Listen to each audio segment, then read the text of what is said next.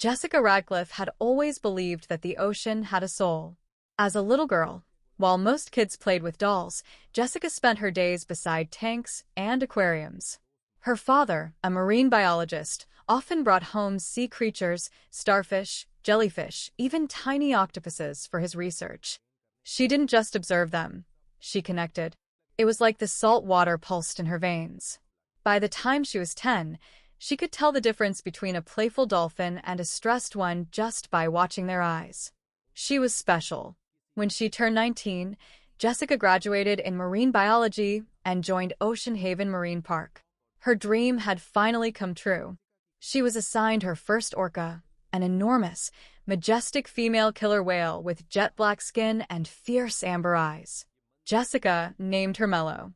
The bond between them was instant, unexplainable, almost supernatural. Within weeks, their shows became the talk of the town. Mellow would leap high above the water, spin midair, and dive back in perfect rhythm to Jessica's commands. Thousands clapped.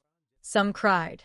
People traveled across the country to see them perform together, but magic often has a dark side. At first, the changes were subtle. Mellow started refusing food. Then she'd float still for hours, ignoring Jessica's presence. Sometimes, without warning, she'd slam her body against the tank walls in the middle of the night. Veterinarians examined her. They said maybe it was dietary imbalance, maybe hormone shifts. But Jessica knew better.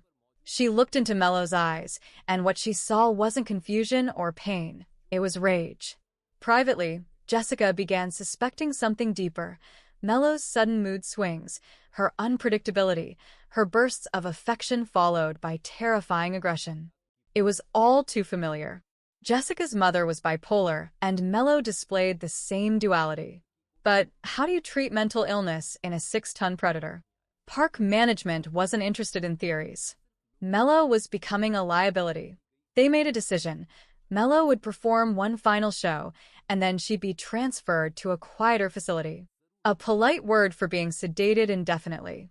Jessica begged for one last chance. Let me be with her. Just me. No backup. She needs to trust someone. They agreed. The date was set. That night, the stadium was full, completely packed. Families, journalists, influencers, kids with glow sticks. Even Jessica's parents sat proudly in the front row.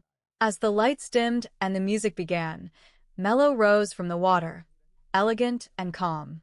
For the first time in weeks, she seemed at peace. The show was flawless. Every trick, every dive, every jump perfect. It was as if the past month had never happened. Jessica's confidence soared. Then came the final act, the one people had paid to see. Jessica climbed onto Mellow's back, waved to the audience, and the orca began gliding across the water, faster and faster.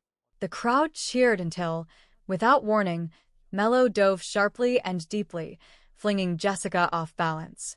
Before she could react, Mellow turned, opened her jaws, and clamped down on Jessica's torso. The stadium fell silent. For a few seconds, people thought it was a stunt. Then Jessica screamed. Blood.